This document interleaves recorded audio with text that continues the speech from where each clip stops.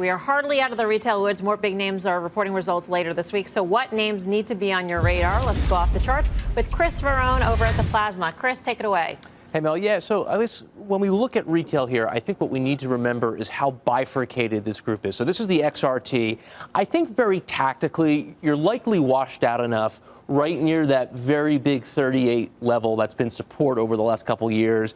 You have some oversold readings on RSI. We've seen that in the past. I think it's not unreasonable to think you can get some type of a bounce here, maybe 40, 41. But I think what we need to remember is the trend of this chart. And the trend and the structural trend is still down. 50 is below the 200.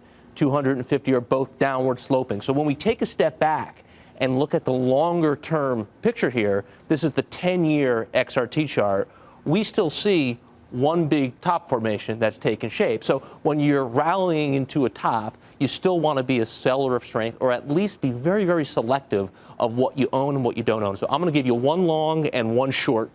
On the long side, reports tomorrow, Target, it's one of the better looking names here. I mean, this is a stock that has largely been basing for the better part of the last 4 or 5 years. It's pushing right up against that very critical 90 level. I think ultimately it breaks out above that. And one of the reasons we get there, if you look at Target relative to the S&P, it's actually quietly starting to outperform here. So you're getting paid to wait before this breaks out. I think ultimately higher here is the call. Then on the short side, Foot Locker, FL, just the definition of a top. Failed, lower high, broke a couple weeks ago. Moving average is all downward sloping. I think this is a name that reports Friday. You can be short into the number.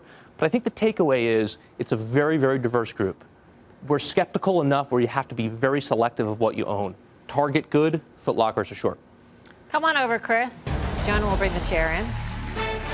Thank you, I love the new music because it's very like really? It's Carol Burnett-like. Make it your ringtone. And yet it's not. Can you teach me how to do that maybe in the commercial break? In the break.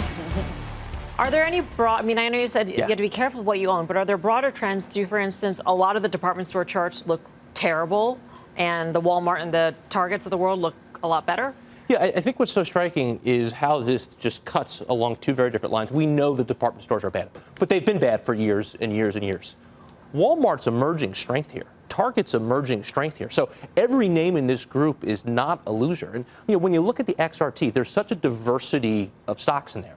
There are things like Carvana. Carvana's a great picture. I don't know if you guys have seen it. High short interest about to break out here.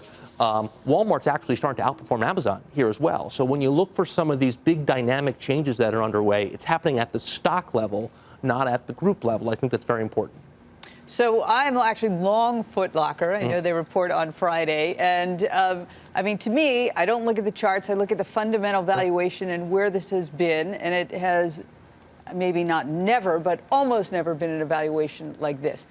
That doesn't matter to you at all, is that right? I certainly respect the fundamentals, and this is kind of trying to marry what you see and what I see. What troubles me a little bit about the group is when you look at kind of best of breed in the footwear space, Nike, that's also starting to deteriorate here a little bit. So you have to kind of wonder if there's a change starting to play out in that group. So that leaves me at least a little troubled being too long into the Foot Locker number on Friday.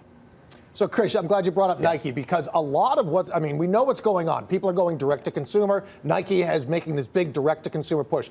Are there actual companies like, maybe not Nike, but other names that you like out there that are direct to consumer plays so they can still be retail, but they're actually selling a product? Well, Carvana is very interesting on the long side.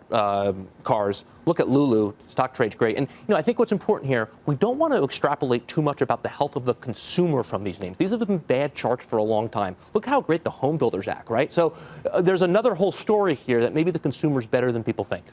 Chris, thanks. Thank you. Let's see, Chris Verrone, Strategas, quickly. JW Nordstrom's. I know it's crazy, but it's a huge short. It's just 27%. There's a journal article yesterday saying Nordstrom's has done everything right, but the stock has been suffering. Now 30% of their sales are e-commerce. I'm telling you, if they just say something remotely decent, you're going to have a huge short covering rally. We've seen it before in JWN.